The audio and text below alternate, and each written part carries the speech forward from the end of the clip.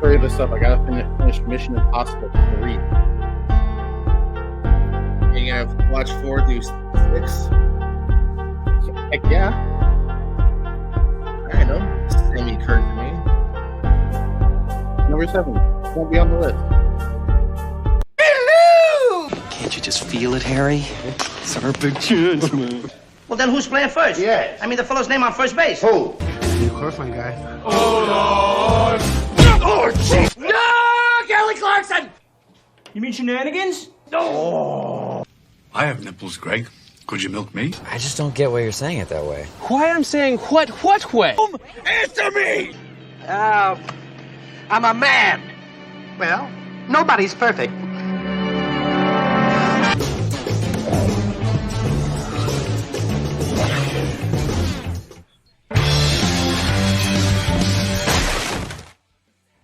Hey, and we're live, sort of. That's a good And this is the countdown where me, JPO, and a fellow friend of mine, we count down something. Just something sometimes. Maybe we'll just start doing food or life, top 10 life experiences. For now, it's mostly television and then mostly movies. That's kind of our niche. I just realized I wrote 2022-30. Well, I can fix that before anyone sees that. I'm JPO, joined Persones, but I'm not alone. Joined here by, you've seen him from The Lonely Marks, a podcast about, you've seen him on Cops, Live PD. It's Jacob Barber. That episode of Live didn't air. Oh, no? No. They said I wasn't charismatic enough. You were like, have you ever seen Live PD? They will like turn away if it's boring enough. Like, you're one of those guys. They're like, no, let's go to Arkansas. Yeah. Apparently, robbing a Chick-fil-A is not fun. You just did it too politely. Like, come on, please. Yeah, it was even on a Sunday. That's why I just you outside. Like, no one's even there. Come on, give me the money. So we are discussing our favorite movies of the year 2023. The TV episode with me and Brandon just dropped. So if you haven't seen that, see what our favorite TV shows of the year so far is, because we are at the halfway point. Halfway there, living on a prayer, as the cool kids say. We're July. We're almost halfway through July even now. I'm gonna do this a little bit earlier, but still plenty of movies. I know. Do you actually know what you're at right now? I'm only at 32, so I'm a little behind where I want to be, but 56, baby. 56 movies I've seen that were released in the year 2023. Don't know if I should be that proud of that. But definitely some 10 good ones here. So let's start off with our guest of honor, the Live PD star himself. If you got some honorable mentions, let's hear those, and then let's hear that number 10. I do. 5 honorable mentions from 15 to 11. I have Tetris. I have Wrath of Becky. It's a fun movie if you haven't seen it. See that? Ugh. Yeah, it's pretty fun. The Super Mario Bros. Movie, A Man Called Otto, and I was flip-flopping between this and my number 10, but it's at number 11 right now. That's Plane with Gerard Butler. Oh, wow. Okay, pretty high on Plane. More than I am. Plane. And I'm surprised. 32. I'm surprised Otto fell low. I know you liked Otto, so that shows that your top 10 is pretty good. Yeah, it's at number 12 right now. But at number 10 is Champions with Woody Harrelson. He is a college basketball coach. Unfortunate circumstances. He's kind of a douche, let's be honest. And he's suspended from the team or whatever, fired, let go. I think he's fired. And so he has to do community service because he was driving drunk, has to do community service, and has to coach, as you can see here, a basketball team with special needs, let's call it. And yeah, it's just a really good Woody Harrelson performance. As somebody who's worked with adults and teenagers with special needs, it kind of hits close. And I'm a huge basketball fan, so that's like 2 pluses. And I think the movie, gets it right. There's just some of the decisions they make with the athletes are absolutely true. The character arc for Woody Harrelson, where he comes off as like this, kind of almost a jerk and just by the end of the movie, he's a completely different person. Don't want to go into too much because I feel like this is an underseen 2023 movie. It is on Peacock if people want to see it. I would definitely recommend it. I think it's a good sports movie, and just good It's a humor. boo-boo word. Um, so yeah, I would recommend it. I love that part. So yeah, Champions is my number 10. No, nice pick here. I do enjoy this film as well. You're always afraid they're going to go too hammy with it here, but I think it hits kind of the notes just right. Errolson's really good. Shout out to Always Sunny Caitlin Olsen too, as the kind of love interest in a way at first, and I thought it was good. I thought the Bobby Farrelly kind of handled it pretty decently here, so I like that pick. For my number 10 here, definitely one that I didn't think on paper would make it, just because it's technically the sequel, not a sequel, but it's the reboot of a movie that didn't work too well the first time. I got Dungeons and Dragons: Honor Among Thieves. Lost my voice there for a second. Okay, you can edit that in post. My semicolon. Totally gonna edit this down. This movie just kind of hit on every level that you kind of wanted to. A fun kind of eclectic cast here. Boom. Gotta mute that trailer. Chris Pine's a lot of fun here. Michelle Rodriguez, Hugh Grant, who I think is becoming a really fun character actor here. Hugh Grant seems to be kind of steal the show every time he pops up in things recently here. And the humor too kind of hits as well. Here kind of reminds me of just a really good kind of mid to high, like low level, like Marvel movie of just like, they kind of handled that right. And good and intriguing premise that kept you pretty involved. Some characters I feel get lost in the shuffle a little bit here. Regé Jean Page, I kind of feel like you could take him out and it wouldn't really matter to a degree. Just want to throw in that hot guy for a minute. Overall, I enjoyed the group. I laughed. I had fun. I love the third line with the bird in prison and the dead guys in the casket, and everything here kind of worked on a pretty fun level here. So D&D baby makes the list. What do you got? I do this every time, and my guest never stops me. Here's my honorable mentions in retrospect now. Oh, that's like a new tradition with this. And I swear it wasn't always like this, but it's a new tradition now. It's me to do my honorable mentions later, but I caught it this time a little bit. My honorable mentions right outside my top 10. Fast 10, fun, sets up the sequel. Shazam! Fury of the Gods, also kind of a little bit past my expectations. Evil Dead Rise, gory, fun. A Man Called Otto, I'm with you as well. I think we both had that actually 12, funny enough. Oh. And then Asteroid City, Wes Anderson's new movie, just right outside the bubble here. Fun, eclectic, very Wes Anderson-y movie. So that's outside of my bubble. And then my bubble was D&D. Haven't seen it yet, but I plan on watching this movie. And you mentioned Hugh Grant. I'm also looking forward to seeing Hugh Grant as an Oompa Loompa later on in the year. That trailer, I don't think Chalamet looks good in that trailer. I don't like the trailer. And then Hugh Grant popped up. Yeah, I did like the trailer though. I'm looking forward to it. I know the trailer's made more for you than me. It might be more curiosity than anything, because I do love. I'll see it because I'm a glutton, but or it might be good. I'll still hold on to the fact that I'm still going to be good. But the trailer just didn't do a lot for me. I didn't hate it, but I didn't love it. There's our Benny Wonka trailer review. Brought to you by the Countdown. Hey. Number 9, I have, and you're going to see a lot of franchises represented in my top 10 so far. Sure. Number 9 will be Creed 3. I thought this was just a really good, follow-up, good directorial debut for Michael B. Jordan. Kind of continuing the story of Creed here as he steps into more of a trainer role, but he's forced to come out and face the new big guy on the block, played by Jonathan Majors. We'll see what happens with his career. But Jonathan, name redacted.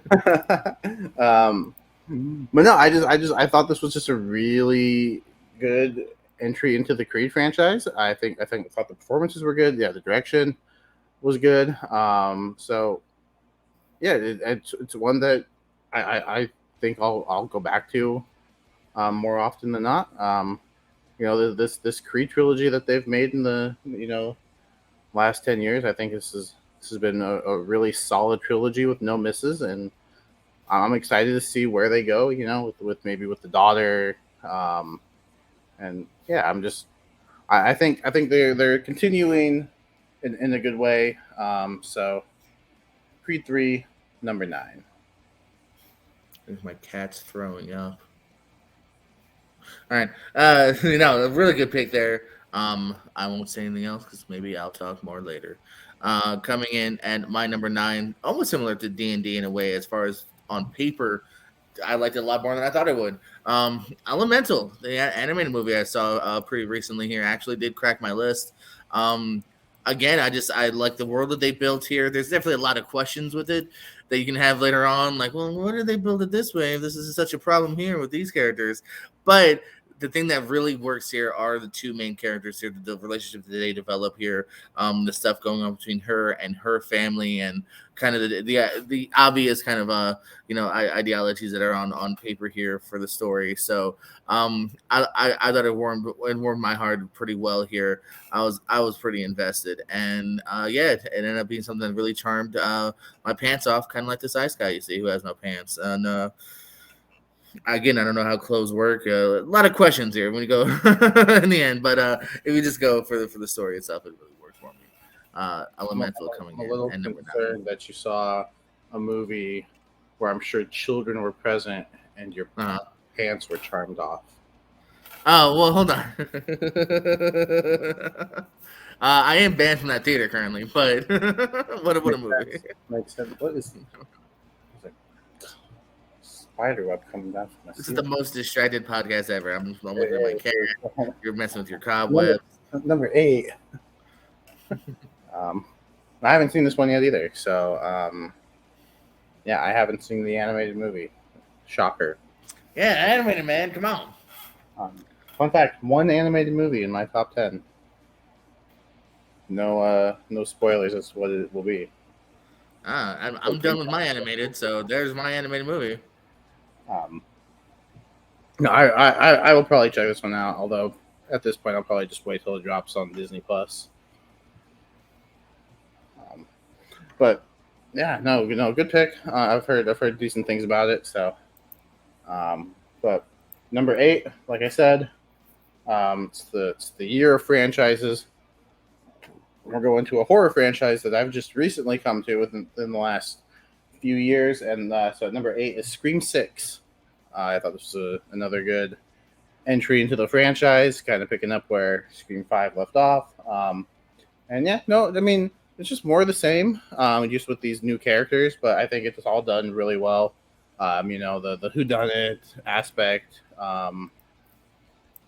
just a new location too, because now they're in New York, I believe.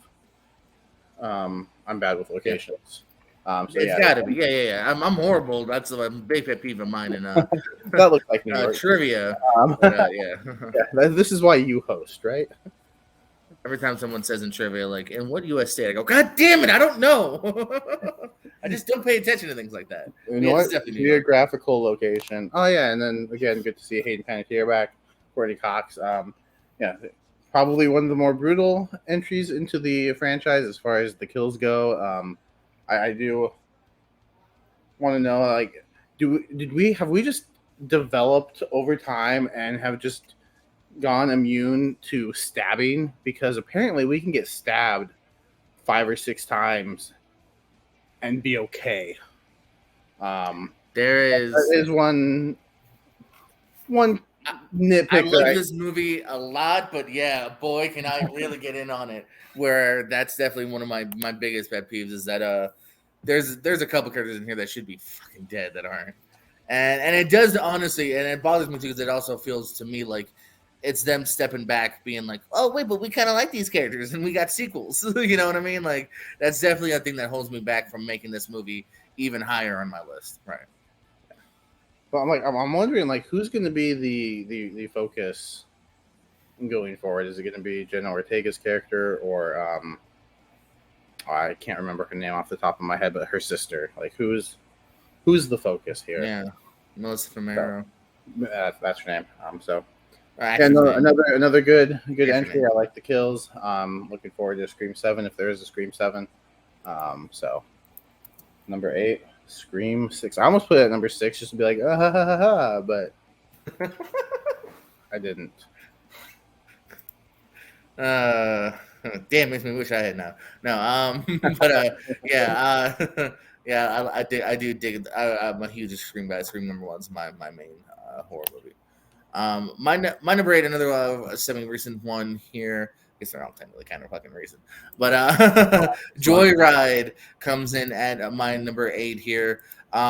Great ensemble cast as far as the four main leading ladies, all of them kill it, and all of them are given time and their own kind of characters here. So Shira Kohler, Stephanie Sue. Oh man, I don't know. So now I feel bad that I named two and I'm not gonna name the other two. Hold on, now I gotta name the other two. Now I gotta give everyone equal.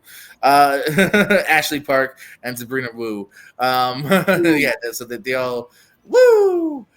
They all kill it here. And again, without overdoing it, like some of the emotional part also kind of hit home as well as having a an adopted sister. There's some interesting adoption like moments in that about like how where people belong and how people finding out their homes and stuff. So but the laughs are also really there too. The laughs are there here. Great little road trip. They gotta, of course, something goes wrong, so they gotta go out of their way to do this, that, and the other, but it all pretty much works here. I had a lot of fun with these four. Joyride coming in at my number 8. Another one that I haven't seen yet, but I'm looking forward to. Is this like this year's girls trip? I mean, yeah, it's a degree. Yeah, just another good girls trip. What else can you compare it to? Just another, fun, very, very, very R-rated. I've heard it earns the R rating, and something about a pop song. Yes, there's a good pop song moment. There's a good basketball team moment. Yeah. Yeah, I saw that. It was like the most random basketball player to add into a movie. Yeah, Baron Davis, who, okay, you're the sports guy. That's a legit player, right? Because Yeah, I saw he plays himself. was. Like, yeah, okay. He's been retired for a few years though, at least. Yeah, well, even in the thing, he's kind of like leading like an all. I don't know if it's an all-star team or like a team in Japan. Like he's not leading like an NBA team. Like they're in a different country and stuff like that. So That makes yeah. He was funny. Only in a couple scenes, but he was funny. All right, number 7. The only documentary on my list so far, and that's still a Michael J. Fox story. Yeah, I heard really good things about this, so I want to check it out. I like Michael J. Fox as an actor. Not one that I'm like super high on, but everything that I've seen from him has been he's been good. Whether the movie around him has been good or not, but he's been good, and yeah, just kind of a a good look into his issues with the disease that he has, and I didn't realize like how much it affects somebody until I watched this and just watching him during the interview portions, and just kind of going on this journey of his career. I think it's a very interesting watch, and just it gets emotional at times. Like, yeah, watching him talk and just shaking, like it got me more than I thought. Especially like when there's a moment where he talks about his dad, and that kind of got to me.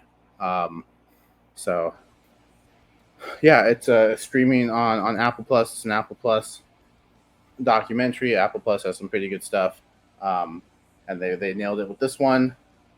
So if you're a Michael J. Fox fan, I think you'll really dig this.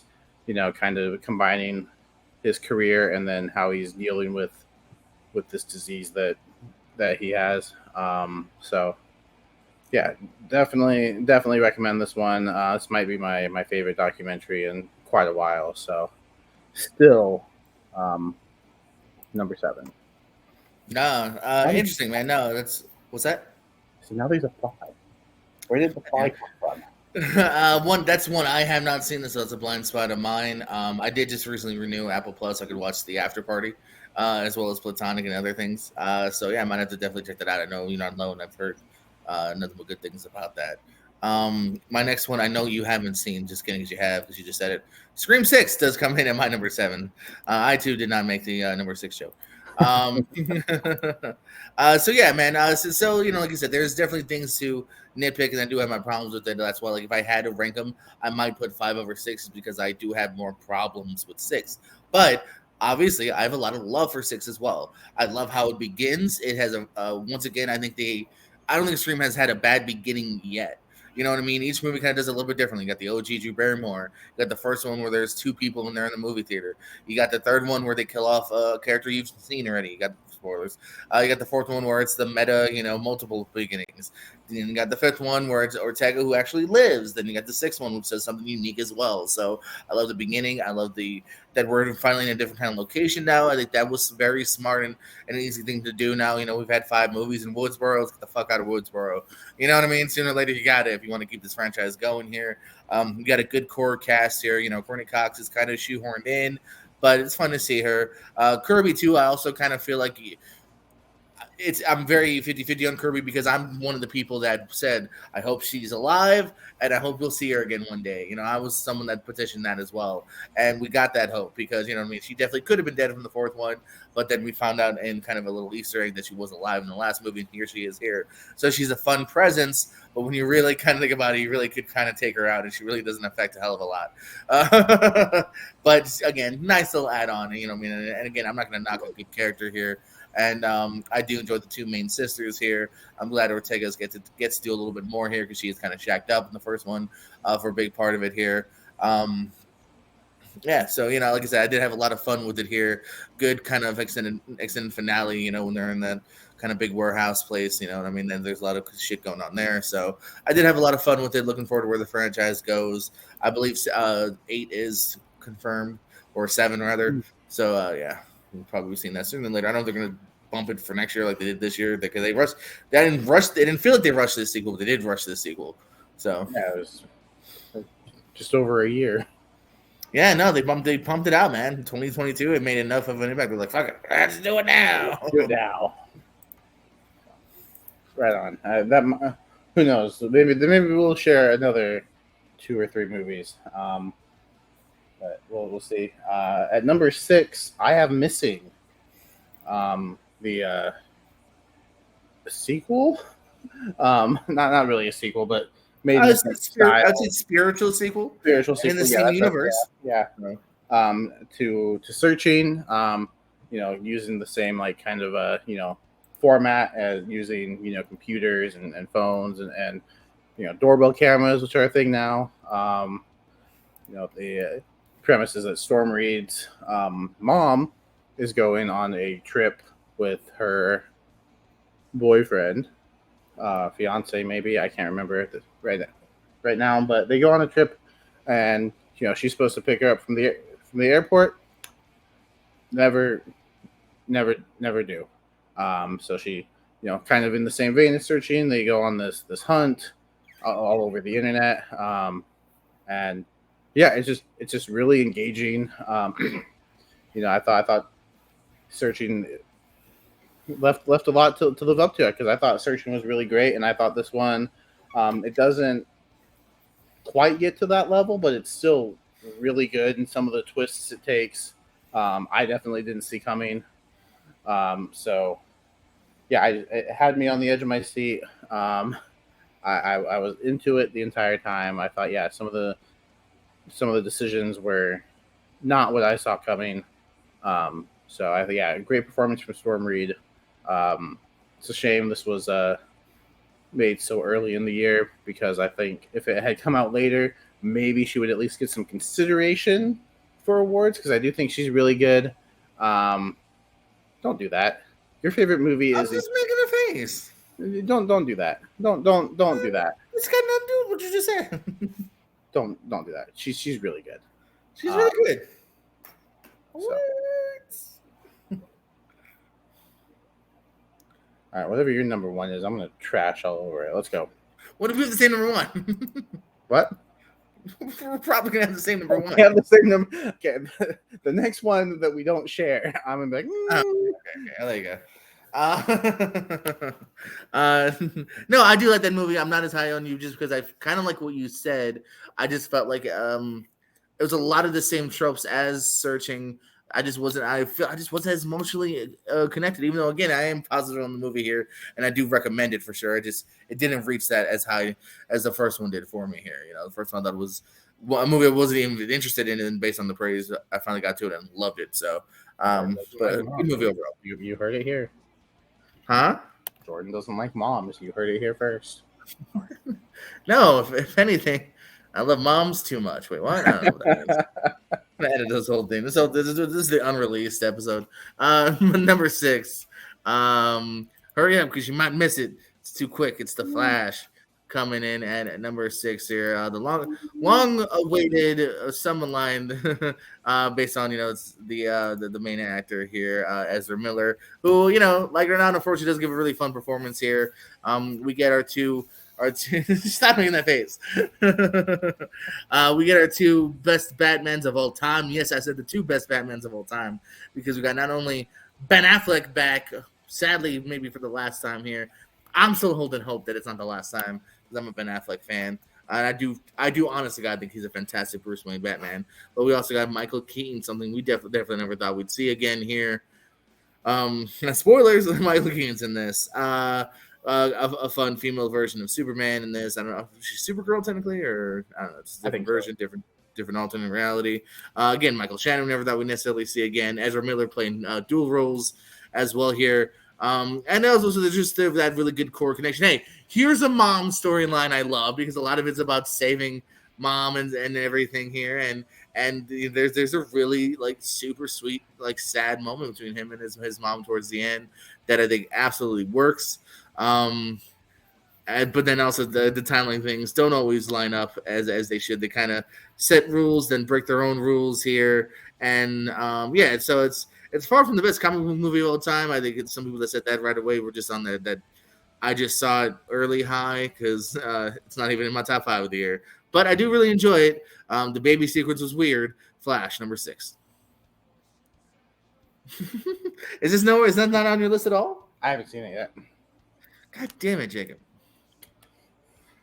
Yeah, I've reserved my list for good movies. Yeah. Oh yeah, The Flash is not a good movie. Okay. Like my number 5, which is I hope I hate it. Blackberry. I didn't see it, and I really like Ben Harrison, so I'm not gonna. Yeah, it's just kind of this new subgenre here. These kind of behind the scenes, making of movies. There's gonna be more of them, man. After this and Aaron Tetris, next year's gonna be all about Adidas, the movie. Even Flamin' Hot was decent. Flamin' Hot was fun. Yeah, not on my list, but fun. Yeah, and there's still at least a couple more coming out this year that I'm excited for. But yeah, Blackberry, great performance here from Jay Baruchel. Another performance I hope at least gets talked about towards the end of the year because I think he's really good. I just love the behind the scenes behind the making of the Blackberry, which really took off and how it started and then what it became. It's another one I feel is underseen because I haven't really heard a lot of people talk about it. No, it's a small release and I still don't. It's not on any streamer yet, so I think I had to rent it. Gets out higher, exactly. Yeah. I mean, it's the same as the price of a movie ticket, so why not? I'm cheap. I know I should, but I say that's we'll go see a movie in theaters for $9, but if we have to rent it at home and it's $3.99, I'll just wait. Yeah, it's a weird mindset I still have. Yeah. Yeah, I don't understand. So no, it's the same thing as going to a movie theater and paying $8. Only you're at home and you could talk. Pig and pause and pee. That's exactly. Favorites. And you have 48 hours to watch the movie, depending on where you rent it from. So I feel like most places 48. Amazon and Xfinity, they're all kind of 48, aren't they? Vudu. Yeah, I think so. I only rent from Amazon, really. Yeah. Oh yeah, no. Yeah, great performances here. I will say the one kind of nitpick I have is the friend who I can't remember the name of right now, because I've been sick all day and I just can't remember stuff. But yeah, his character was kind of eh. I don't feel like he was a good friend. But maybe I wasn't supposed to like him because I didn't. But I think this is a really good movie. I think this one is one that should be considered come awards time, for many different things. The script is good. Jay Baruchel's performance is good. Glenn Howerton is really good. So yeah, Blackberry number 5. If you haven't seen it, I highly recommend it. No, it is most for sure on my list.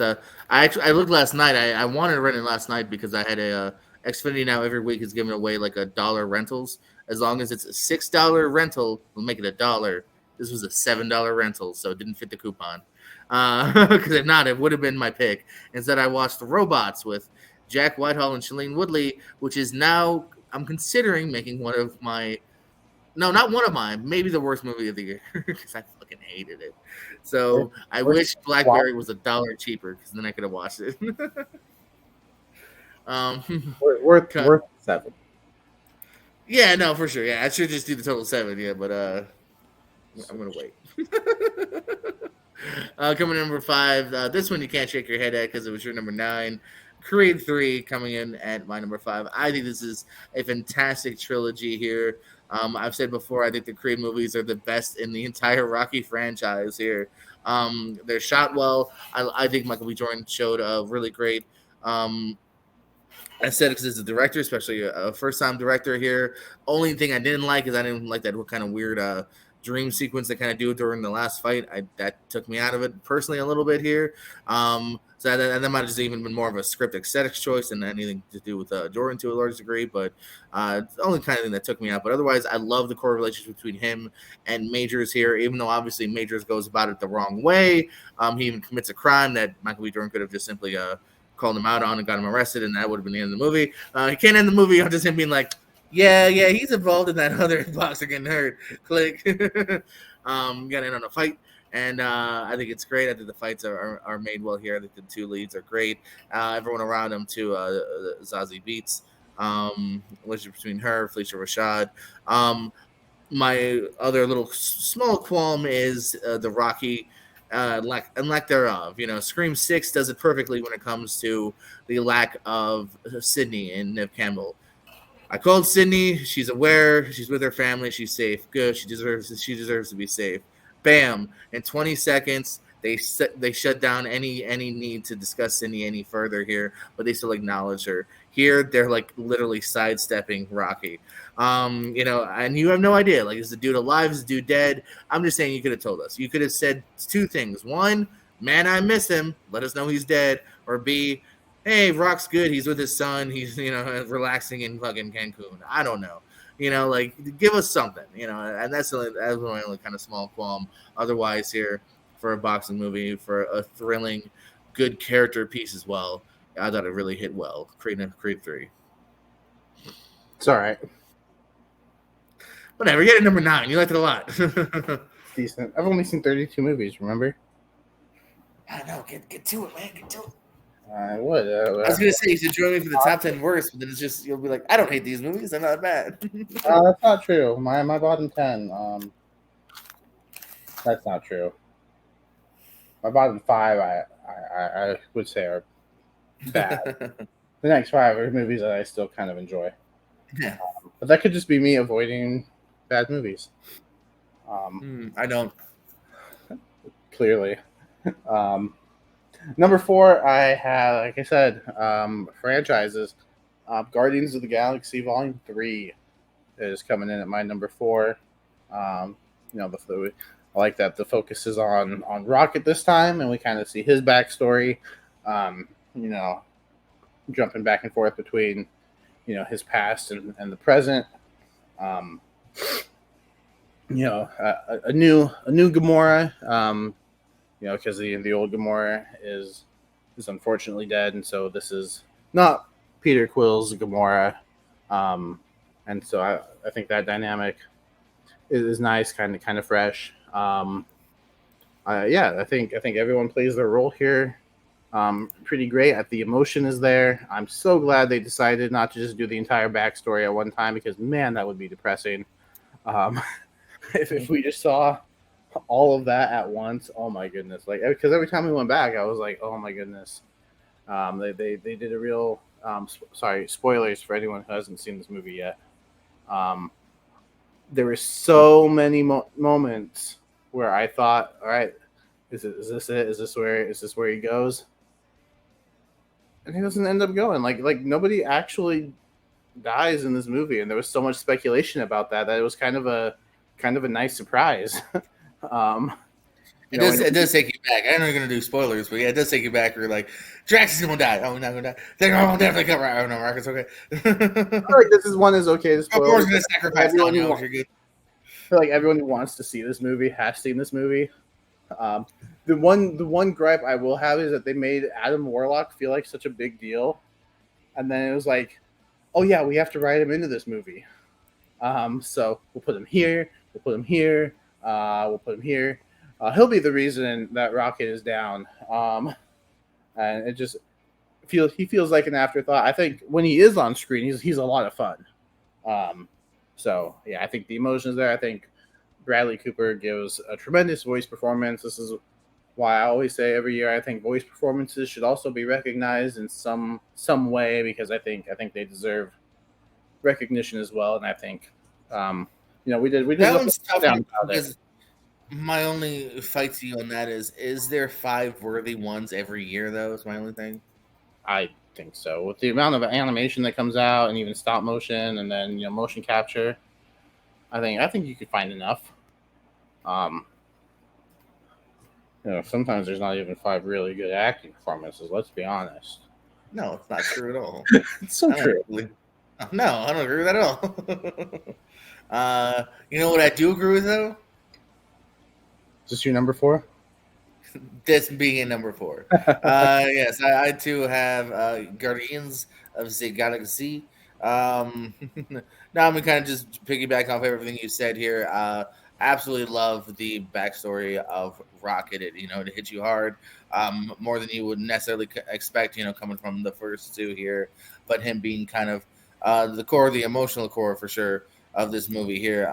Absolutely works here. The backstory with him and Teats and everyone I thought worked really well here.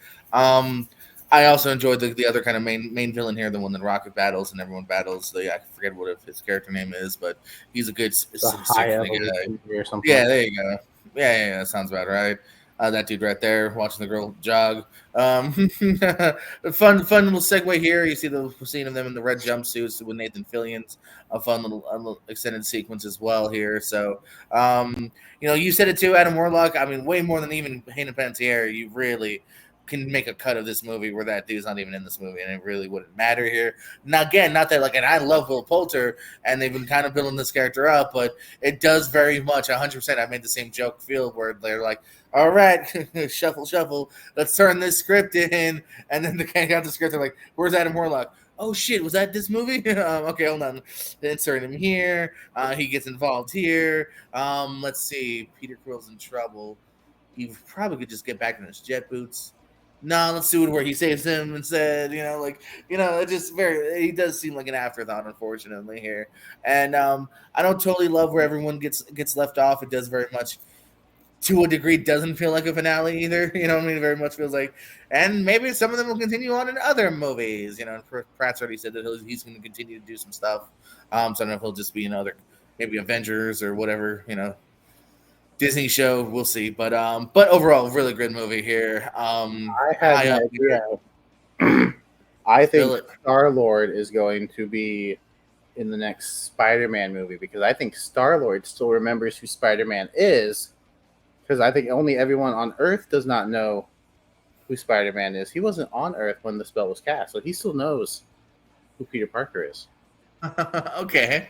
All right. I mean, I can buy into that. I don't know how that helps Spider-Man, but I don't know either, but I could see something there, like I don't know. I mean, how else is he going to be reunited with the Avengers? I don't know. He's got to know somebody. Yeah, I true. said Star-Lord will return, but not everyone else. So I'm Yeah, no, curious. Batista straight up said like, "I'm done. I'm good. I did my movies. I want to do some other shit." Like Batista's definitely not coming back. It's Gamora's left having in a a weird really good way. year so far. Batista Who is. is? Batista Why? in this and Knock at the Cabin, which was really good. Okay. Yeah. If Dune Part 2 is Oh yeah, he'll have a triple advertised, feature here. yeah. Yeah, yeah. Um, number 3. I hope we don't like match the same top 4 because this would be boring. But my number 3 is so I had a volume 3 at number 4, and I have a chapter 4 at number 3 because my number 3 is John Wick Chapter 4, um, which um, just pound for pound might be just one of the best action movies that I've seen in recent memory as far as just action goes.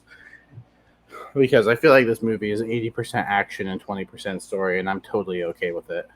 Um, yeah, this movie, like some of the action scenes are just incredible. Like it's 3 hours, but it feels way less than that because I think you're just hooked.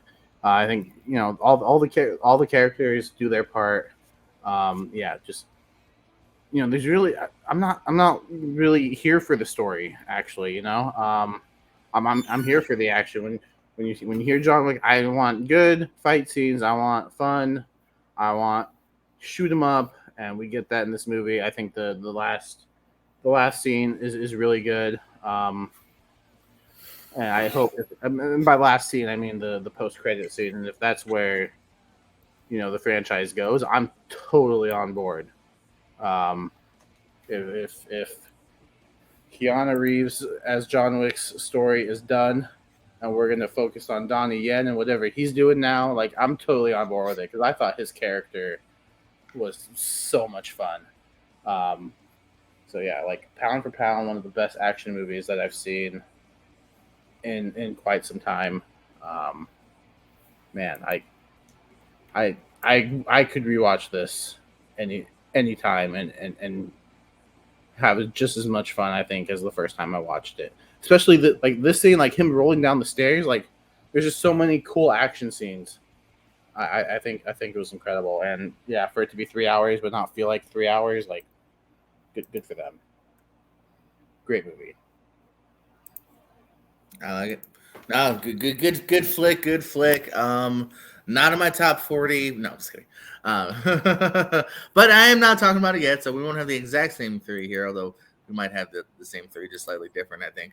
Because my number 3 is Air. I mentioned before my love for Ben Affleck, and the man knows how to direct a movie here. Again, I think 3 out of 4 have been bangers, as the cool kids say here, and this one is no different here. We went forward with the trend of Tetris and BlackBerry, and this is another trend of signing Michael Jordan, or trying to at least get him signed to Nike. Who it's funny, obviously as somebody that when is this taking place? Is this right at like 1990, 89, 91? It's like 80, 84. Okay, so it's the 80s. Okay. Yeah, it's the 80s. And this is before like I'm even born, so obviously I'm somebody who just thinks Nike is this fucking monster, who that can't be stopped is all I know. So it's kind of fun to know that like they were kind of fledgling at the time and kind of going a different targeted demo, and Matt Damon believing in Jordan kind of being not just a star but like the star, and like how they want to sign multiple people, but he wants to bank the whole budget on them and fighting. And I love movies like this too, because not only I love the debates and getting people signed these backstage stories here, but then eclectic cast too. I just love here. I think Chris Messina as Jordan's agent, foul mouth agent, recent ASAP question. He's fantastic here. Viola Davis as the mommy. Affleck, even smaller roles. Jay Moore pops up, Chris Tucker pops up, and Marlon Wayans and Bateman and everyone. Really interesting story here. You know what I mean? Obviously, I knew nothing about the story behind it here, and really well made, well written, and Alex Convery, good writing here. So yeah, thought it was a great movie. Again, I wouldn't say past expectations, but I guess in a weird way it did. So yeah. Yeah, and I'll just keep it going because this is my number 2. I absolutely love this movie for a long time. It was my number 1.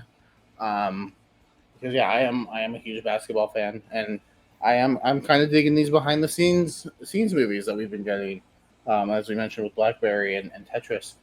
And yeah, good performances all around. I think Viola Davis. If Viola Davis can get a supporting nomination for her 20 minutes in Doubt, I hope she gets the same at least recognition and consideration for this one because I think she's also really good here. I'm kind of wanting to do what's best for her son, and yeah, just great performances all around. I think the script is good. Ben Affleck's direction is solid. And shout out to Chris Tucker. I hope this can kind of spark a comeback. I know he did Silver Linings Playbook, but I'm not sure what he's done like between then and now. So I hope I'm sure we can find out. But I can't off the top of my head I can't think of anything. So like this kind of sparks something because he's really good in this movie as well. I like the relationship between Matt Damon and Jason Bateman. I think that's really solid. Yeah, Chris Messina, like you mentioned. He made one movie, which is a movie that has a great cast that nobody has seen, I bet, including you. Billy Lynn's Long Halftime Walk. Did you see that movie? Heard of it? Haven't seen it, but I have heard of Dude, it. nobody has seen this movie, but check out this cast. Kristen Stewart, Chris Tucker, Vin Diesel, Steve Martin, and Ben Platt. Like, it should have been better than what it was. I feel like no one saw it just because it got very middling reviews. Yeah. But Yeah, there's a movie with Tucker, Steve Martin, Vin Diesel that no one's seen. I haven't met a soul yet, including myself. Air. Another movie that I hope gets some awards consideration and isn't plagued by the fact that it came out in Yeah, I agree. March, April, whatever it was. Yeah, this could get possible co-starring, if not at the very least like a script nomination. Yeah. Number two. We'll keep the obvious train going here. Let's go with some gun fu, John Wick Pew Pew Chapter 4. You kind of said it perfectly yourself, kind of setting this up here. Potentially the end of the story here. I mean, potentially at least the end of Reeves' story. You kind of said it's action front with the story second. Yeah, it's true, but there's a good little story here. You are invested in him kind of finally toppling this organization here. They do a really good job too of taking Bill Skarsgård, who you've never seen before, and then really developing it really good enough to where you're very ready for Reeves to take him down at the end. You know what I mean? It's a tall task that they never really had a main villain, as in throughout the series. It's not like he's been hunting this guy since the first movie. We just met this dude. But from the first scene with R.I.P. Lance Reddick to some of the stuff he does with Mr. Nobody, you hate this dude enough at the very end. And you mentioned the stairs sequence is fantastic here. When he first meets back up with Hironaki Sanada, that sequence in the kind of hotel is really fun. They just know how to really stage just kind of thrilling just fight scenes, gun scenes. You got swordplay here, and it's all just done so well here. Really big shout out to this franchise in general for making 4 movies within a semi-short amount of time, and making it where we're all kind of willing to go for a 5th here. I do, in a weird way, hope that Reeves' story is done because I kind of felt like they put such a nice bow on it.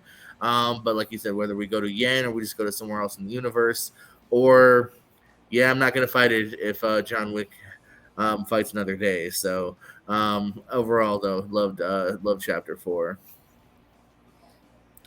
Well, Jacob Barat, what is your favorite movie of the year, and why is it your place or mine with Ashton Kutcher? It's actually You People with Eddie Murphy. It was in my top 10 for a long time because it was the first or second movie I saw of the year. So it took about 15, 20 movies before it left the top 10. Yeah, Eddie Murphy. I can't remember who else was in it. That's not important. No, hey, I can see some controversial things about how I don't think he's necessarily that much at fault. But continue, Jacob. No, my number one is Spider-Man Across the Spider-Verse. I absolutely love this movie. This is the only movie that I saw twice in the theaters this year. I loved everything about this, from the animation style to the story. To kind of it's Miles' story, but we start with Gwen. I think that 20-minute opening that we got is just spectacular. Like if that was a short film, just kind of teasing the movie and kind of teasing what's to come. Like I would also just absolutely love that. And I would be able to just watch that as its own thing. Um, I think there's just so many fun sequences here. I think you're showing the trailer for the first one. What? No, I'm not. I see you talking. But yeah, all the new spider people that they introduced, the big fight between all the spider people, kind of what I guess you'd call it. No, screw you. Right, trailer. Are you sure? Because they're showing a lot from Yeah. the first movie. I don't know. This is how the trailer works for some reason. Then. Huh. Interesting. For some reason, I just don't remember that in the. Maybe I just watched a different trailer. Maybe I avoided the first one. But yeah, anyway, here seeing all the different spider people was a lot of fun. It ends on a cliffhanger, but I think the cliffhanger works. I enjoy this relationship that we see develop more between Miles and Gwen, between Gwen and her dad, between Miles and his parents, and just some of the cameos that we get. I think are really cool.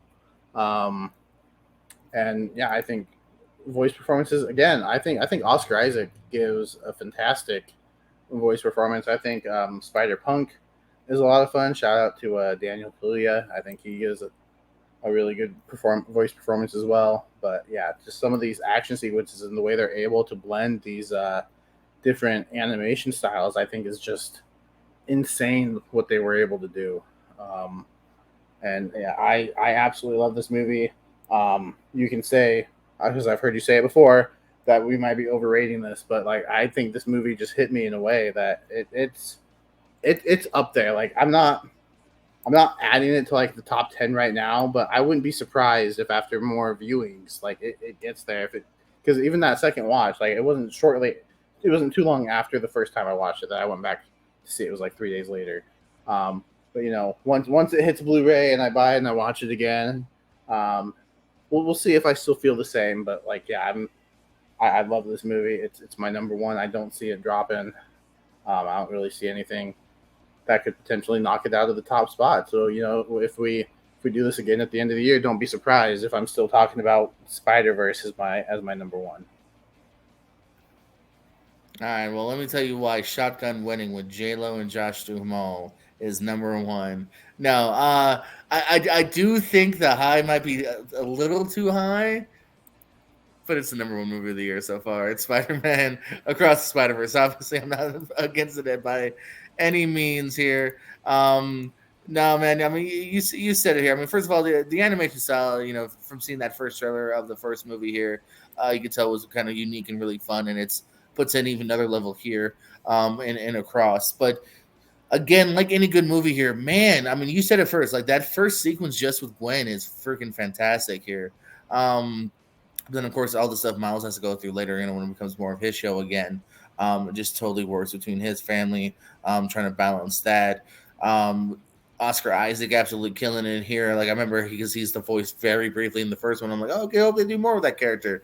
They absolutely did here. Great opening, kind of one of the first big action sequences as well with vultures is really good and well done.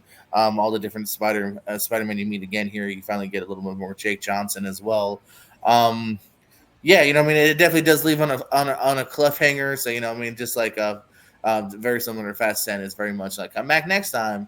But, at this one, way more than that one, just hits on every level beforehand, though, to where your heart is pumping. And, man, are you absolutely ready to get back to this universe to wrap up this trilogy. So, yeah, stunning is a good word here. Heartfelt, fun. You mentioned the voice performances here. Just shout out Jason Schwartzman, who starts off kind of as you almost think he's going to be the B movie character of the week, villain, but then that grows more in. Yeah, good stuff here, man. So we agree, and many people agree that right now is the one to beat for the year. And yeah, like you said, there's a good realm of possibilities that spoiler warning, it still might be number one at the end of the year. It's been what 13 years since an animated movie has been nominated for Best Picture, and I am hoping that changes this year. Give it one of those. I don't think it will. Give it one of those spots. I hope so. I'm just cynical to where I'm like, especially now that animation kind of has its own thing, like it's gonna really take like a campaign and an uphill battle. I mean, so do foreign movies and Parasite one. That's what's giving me hope for at least a nomination. Right. It doesn't. But that precedent has been set though, to where like a foreign movie can kind of bump out of the foreign category. Maybe this is good enough to where this might be the one that finally bumps out of the animation category. We'll see. Like I said, I'm not against it. I'm just cynical where I'm like, I don't trust it. Right. It doesn't. Like I said, it doesn't need to win. But if it could just be one of those 10, like I will be happy. I feel it. And you know what? And again, like we'll see at the end of the year. Like right now, if you were to say like even like what would be like the 5 nominations of the year, it'd be like this, Air, maybe Creed. Like you know what I mean? Like I don't know what else you could even say could get in front of it. You know what I mean? I think Blackberry. Well, Blackberry again. I wonder. I don't hope it's big enough. I just hope enough eyes are on it because again, I could really see Blackberry getting nothing. Sadly, at the end of the year. Yeah, and I think it hurts the release date, like where Everything Everywhere All at Once was a March release, but it also had a big wide. It was a big it had a big wide release. It had a budget. You know what I mean? Yeah. This is kind of like eked out, on VOD. Yeah, no. And there's some coming later, like The Color Purple. I think could be big. Scorsese's. Yeah, we got possibilities there. MJF probably co-star acting for Iron Claw. I haven't heard great things about that. No, really, I haven't heard anything about it. But it was only like one report, so I'm not told too much. Oh man, on that. But yeah.